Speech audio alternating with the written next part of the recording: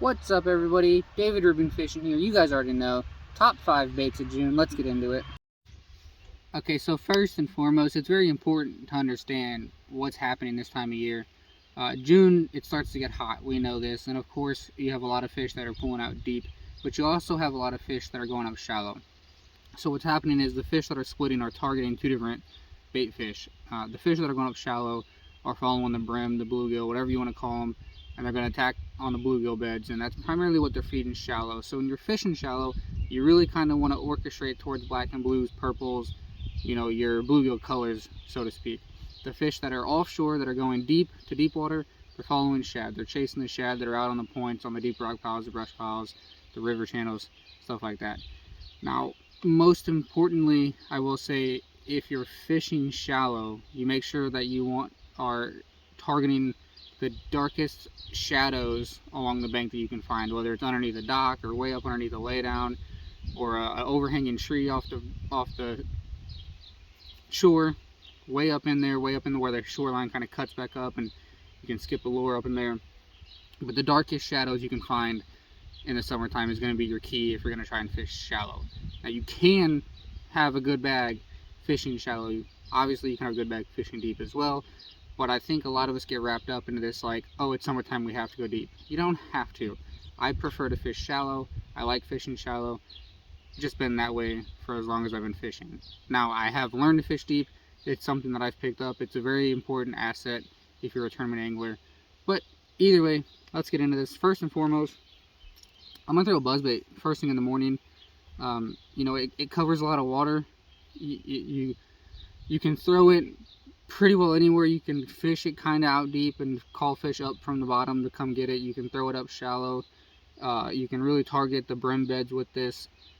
For the bass that are targeting bluegill, this will also work for that, because it makes it sound like bluegill popping on the surface and stuff like that. So a buzzbait. This is an accent buzzbait, Jacob Wheeler original series.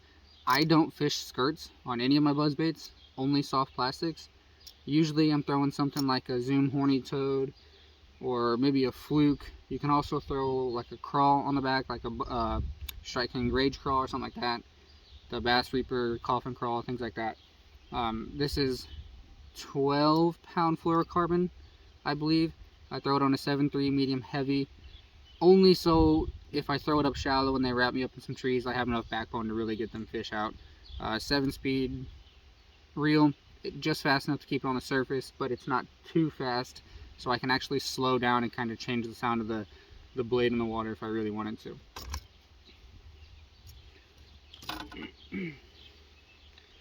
And next up for fishing shallow, good old Texas rig.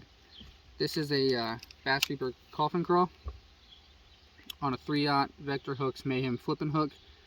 If I'm fishing shallow up around cover, I'm going to peg my weight, generally speaking. I don't know if you guys can see that, but I do leave a small tiny gap there, only so the weight has a little bit of room. That way when this is on the bottom, it can kind of separate and float a little bit. And again, for where I'm fishing, a lot of thick cover, a lot of trees, stuff like that, so I'm throwing this on a 7.6 heavy. This is a 6-gill fin rear. This thing is a champ. It's amazing. It's my favorite flipping rod. It's on the boat almost every single time I'm on the lake. Can't say enough good things about it. This is the 8-speed reel. This is a 6-gill Wraith. Everything I throw is 6-gill. But a Texas rig up shallow, you can't beat it. You can also throw it out deep. With something like a crawl on it, you can kind of swim it across those points and drag it through rock piles if you really wanted to. But I'm primarily throwing a Texas rig up shallow. This is a 50-pound braid. And like I said, I like the high-speed reel, because when you flip it up in a tree and you get that bite, that the dun-dun or the bam, and they run straight to you, you want to have enough high-speed reel to pull up the slack before you lean into it. That way you make sure you get a good hook set. As far as colors on the Texas rig, I'm looking, green pumpkin, black and blue, Junebug, a plum is a really good color, purples are a really good color. Keep that in mind. Like I said, you're looking for anything that's going to look a lot like a bluegill. At least I am when I'm throwing a Texas rig up shallow. Same thing for the buzzbait, black, white, silver, maybe a little bit of orange in there looking for a crawl. if you are going to flip a crawl just along the bank, you might want to go to a more orangish, green pumpkin, summer crawl kind of pattern, because the crawls turn orange in this early summer part. And next up, to stick with the shallow fishing, a jig. This is a Honey Badger Lures structure jig.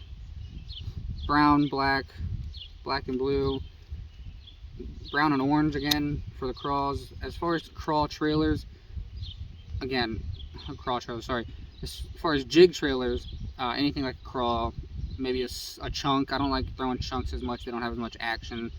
In the summer, I'm really looking for something that's got a lot of kick. So again, something like bass reaper bait, coffin crawl, maybe the Contagion, the Vile Bug, stuff like that. Just a lot of action. This is on a 7.3 medium heavy also, with another 8-speed reel for the same reason. You want to be able to bring up that slack. Anyways, like I said, it is an 8-speed reel for the same reason. You want to be able to bring up that slack before you lean into them. Make sure you get a good hook set. The key thing about fishing a jig is that you never really fish slow enough. Even when you think you're fishing slow enough, fish it slower. That'll help you get more bites. I do fish mine on 20-pound fluorocarbon. I essentially got away from braid for just about everything except for really, really thick cover and frogs. You can throw a buzzbait on 30-pound braid, mostly because it floats. Obviously, it helps the buzzbait, but I like fluorocarbon because I tend to be a little jumpy on the hook sets. Naturally, you get excited, it's top water, but I get a little jumpy, so I throw fluorocarbon. It gives me a little stretch. Helps me make sure I get that hook set in there. But a jig like that, I recommend a football jig if you're not going to throw that specific structural jig.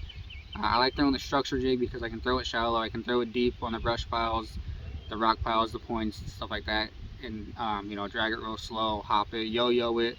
You can yank it up real hard like a yo-yo and let it fall back down. That'll get you a lot of bites out deep. But a football head jig is pretty well what I would go to this time of year if you're not throwing that structure jig. And I will leave links in the description for all this stuff, so if you guys have any other questions about what I'm using and stuff like that, leave it in the comments and I'll kind of guide you to where I'm at. One more thing though before we keep going, for you guys that are way up north, this should be the heart of your spawn or maybe the end of your spawn, so watch last month's video and that'll help you catch a lot more fish. But back into it. Now, something a lot of guys aren't going to talk about anymore, it's kind of an old school thing, but I still love throwing it, especially in the lakes that I have to go to. Excuse me. The old ball and chain, Carolina rig. I throw mine on a 7.3 medium heavy. I could probably get away with a heavy, but I like a medium heavy. Just my comfort level, especially for casting. It loads up a little better for me. This is a 7-speed reel, and again, this is 20-pound fluorocarbon, just in case I'm dragging through a brush pile and, you know, I get a bite and it wants to dive into the brush. It's strong enough to pull it out, but I still, again, have a little bit of stretch. And to me personally, I feel like fluorocarbon has a lot better bottom feedback, and you can feel a lot more bites and rocks and twigs and stuff with fluorocarbon over braid. So, that being said, as far as baits on the Carolina rig, whatever you feel like, really. Worms, flukes. This is a Zoom brush hog. Crawls, whatever you feel like. I tend to throw crawls more shallow than I do deep. If I'm going deep, I want to throw something like a worm or a creature bait or something like that. And lastly, but definitely not least, and probably the #1 lure for catching fish out deep this time of year, and honestly, what kind of content creator would I be? What kind of fisherman would I be if I didn't at least say something about it? But you guys already know. Deep diving crankbaits. These are the way, honestly. I throw mine on a 7.2 medium heavy. The reason for that is that I fish a lot as a co-angler. So for me, I can't have a heavy and a medium. So if you're throwing a deep diving crankbait, I would say anything, you know, 15 feet or deeper, I would go with a heavy. You know, to save your shoulder and it'll save your arm and you won't be as tired at the end of the day.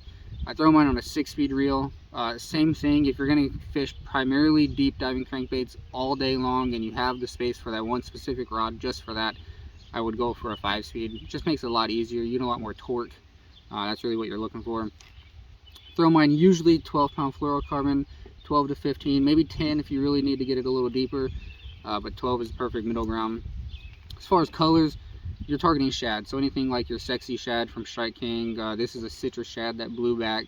I really like that. Now, I say I can't have both a medium and a heavy at the same time, and I say that because you can't discredit, this is a little bonus, you can't discredit a square bill this time of year. When you're fishing shallow, when you're running along trees and docks and stuff, a square bill, when it's coming through here like this, it really hides the hooks good. This is a Guggen square bill, but any kind of square bill really, whatever you're comfortable with. Again, in a bluegill color. The most important thing for me when I'm looking at square bills to fish shallow this time of year is this orange on the bottom. You know, because the red ear sunfish is a lot what we have around here, the red-breasted sunfish, sorry.